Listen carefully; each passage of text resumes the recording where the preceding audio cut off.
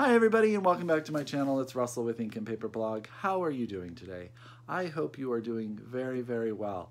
And if you are on the East Coast of the United States being bombarded with snow right now, I hope you are safe and you are warm and you are enjoying hot chocolate and reading your books and getting through that horrible storm over there.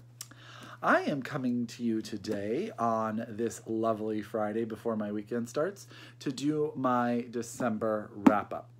Now, I've done so many videos about the great books that I read in 2017, but I did read a bunch of books in December as well to tell you about.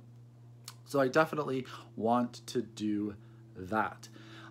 So let's get started. Let's do it. And the first book I'm going to tell you about is The Good People by Hannah Kent. Now, Hannah Kent wrote Burial Rites, which you know I totally loved that book.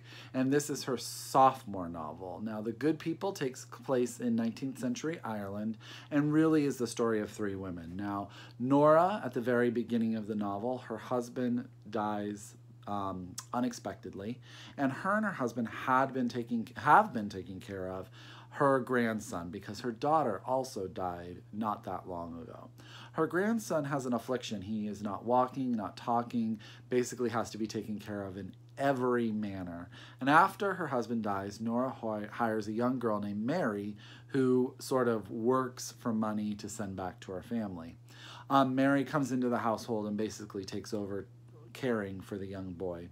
And then the third woman, and let me see if I can remember her name, is Nance. And Nance is sort of like that person in the village that knows the old ways, speaks to the good people, sort of the fairy community, the sort of old fairy tale sort of religious aspects of old Ireland. There's a she's at odds with the Catholic Church, which has moved in. And this is the story of sort of their three relationships and what they want to do with Michael. Nora gets it stuck in her head, and the community starts to talk about the fact that they think that Michael is a changeling, that he has been replaced by a fairy folk. And Nora gets it in her head and works with Nance on different ways to sort of expel the fairy and get her grandson back. And this is the story of those decisions. There are a couple things that Hannah Kent does amazingly. She captures people and this community and the details of this little town, or town is the word I'm going to use, in Ireland are fantastic. And the beginning of the book does such an amazing job of painting a picture. I did feel like this book dragged a little bit in the middle, and to be honest, I was pretty bored and didn't know if I was going to continue.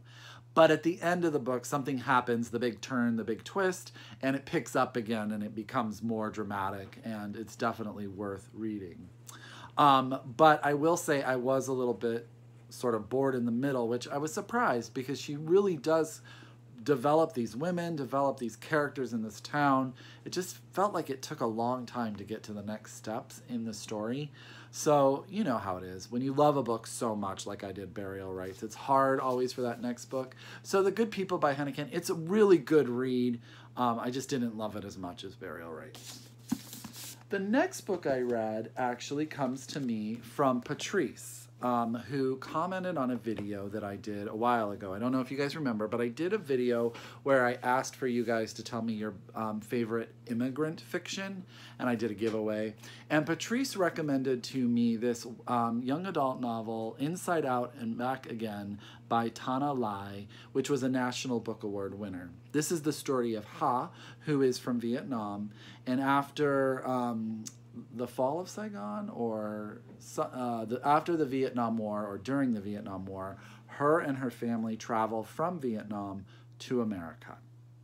And this is her story about how her life was in Vietnam, the life they lived, the traditions they had, and how that changes so drastically when they actually move to Alabama and live sort of in rural Alabama after being in Vietnam.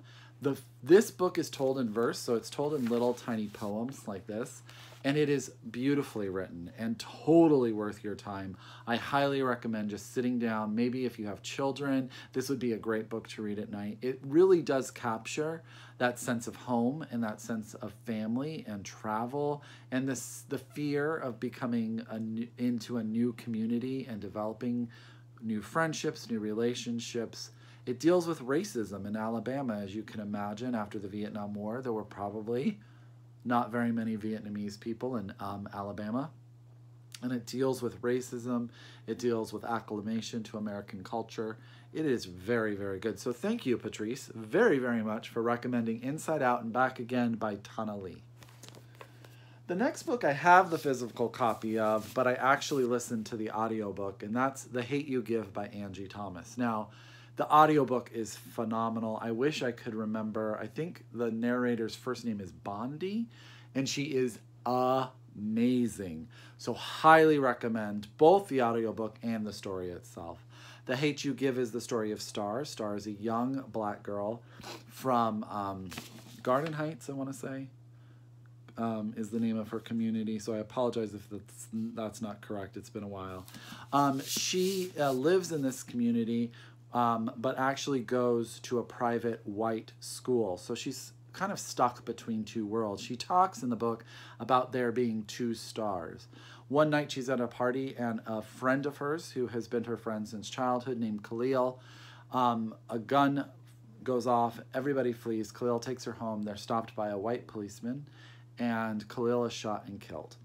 And this is the story of the repercussions of that action through Star's life, through the community, through the school and her friendships with her friends at the school she goes to.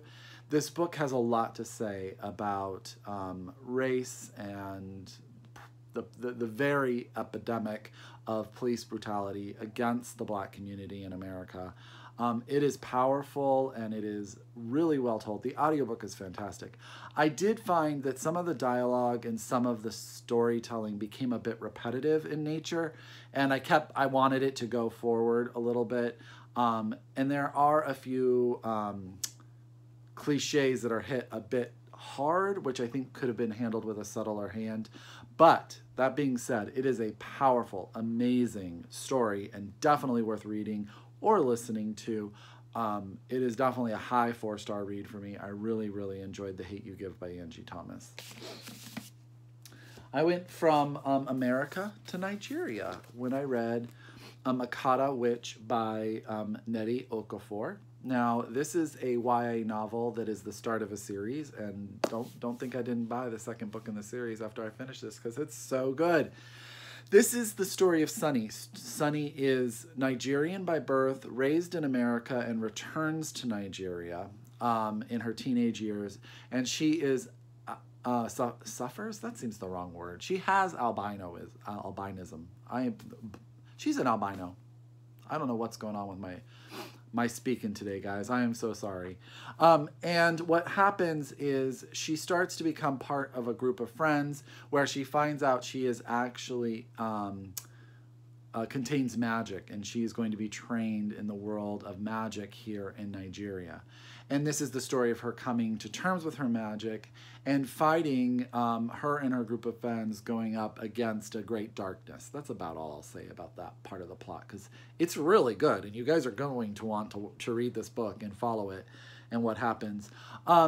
The book has sort of this coming-of-age tale as Sunny becomes more comfortable in her own skin, and as magic allows her to do things that she wasn't able to do before. It's very, very empowering. She's strong, but she doesn't fail to make mistakes, so she's very human.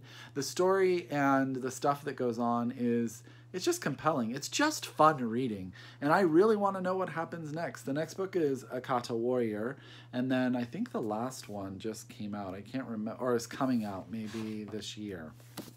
But I highly recommend, if you are looking at a good, solid YA novel that you're really going to enjoy with a great female lead, Akata Witch by Nnedi Okorafor is there for you. The next two books I'm not going to talk too much about because this one, How I Became a North Korean by Krys, was actually in my favorite backlist reads of 2017. This is the story of three people. Young Ju, who is a North Korean whose father is high up in the political system, but is killed at the very start of the novel for supposedly stealing money. And they have to flee to China. It is also the story of, what is her name? Jang Mi. Jang Mi pays money to come from North Korea to China because she is pregnant and unmarried, and she sort of sells herself into marriage in China, and she's trying to find a better life for her child. Danny is our third character. He is Chinese, but his family has moved to America. His mom is back in China on a missionary mission, and he is coming to terms with his sexuality and winds up going to China after what his father feels is a suicide attempt. And he gets to China, something happens, and he winds up running away, and all of these lives sort of interchange. And the goal of most of these people is to get from China to South Korea. That is what they're trying to do, and it's about the system of moving people and what they have to do to survive in China. It has a lot to do with the racism in China against Koreans and also against North Koreans, South Koreans. It's fascinating. It is beautifully written. I've told you guys it was one of my top 7 backlist reads of 2017. I highly recommend How I Became a North Korean by Krys. The second book that I've kind of already talked about is Taste of Marrow by Gailey. I talked to you guys in my surprising reads about River of Teeth, which is the first book in the series that this book comes from. This is the story of cowboys that ride hippos. That's all you need to know. It is fun and is exciting, and there are some amazing characters. There's a lot of diversity. My favorite character in a long time is Hero. Hero is, I'm totally blanking. Non-binary, refers to themselves as they, and is just a hero and is great. And there's a lot. This book has a lot more to do with the people and who they are and how they became who they are. But there's also sort of just a good old-fashioned romp in it, and I really enjoyed it. It was a fast read, and I am super, super happy, and I can't wait for the third one to come out. That is Taste of Marrow by Gailey. And last but not least that I read in December is My Miss Brown by William Norwich. This was recommended to me by Mary because this is the story of an old woman, and you guys know how much I love that. This is the story of Ms. Brown. I'll just keep calling her that. She lives in Rhode Island, and she's from very humble means. Her husband has passed away. She lives alone in a duplex, which she rents out half of it, and basically gets by. And there is this mansion in town that she has been infatuated with the woman who lived there for basically her whole life. And that woman has passed away, and she gets the honor of going there. That she feels it's a very big honor of going there and going through the stuff in the house that they're going to take to the local thrift store for selling. And while she is there, she sees a black dress that she absolutely falls in love with, an Oscar de la Renta dress. And she decides that she is going to save money and buy herself, go to New York and buy herself this dress, that this dress will change things for her. This is a story of a woman who develops relationships with different people that teach her about herself.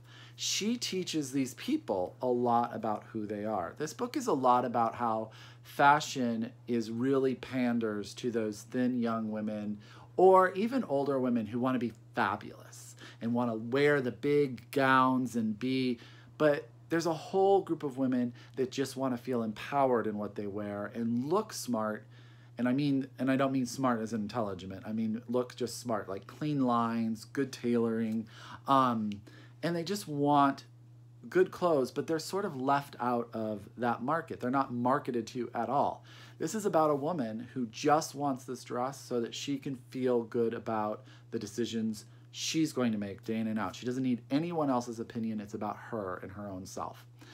Next door to her lives a young teacher that is also coming to terms with who she is and what that means, and she's sort of a rebel. Her best friend lived next door and had to go away, and her granddaughter moves in. And there's all of these relationships. It is just a charming, charming book. The story itself is a little bit far-fetched at the end. You're kind of like, well, that would never happen. But I would say suspend your disbelief, because it's just charming. And Mrs. Brown is charming, and you want her to get her dress, and you want for all the good, lucky stuff that happens to her to happen to her, because she's worth it. I really enjoyed it, and I thank you, Mary, very much for recommending to me Ms. Brown, My Miss Brown by William Norwich. I really, really liked it. If you're a fan of sort of a lighter key Barbara Pym, something like that, it's just it was just a wholesome, fun, enjoyable read.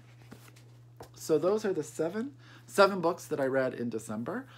Have you guys read any of them? Let's talk about them below. Tell me what you think.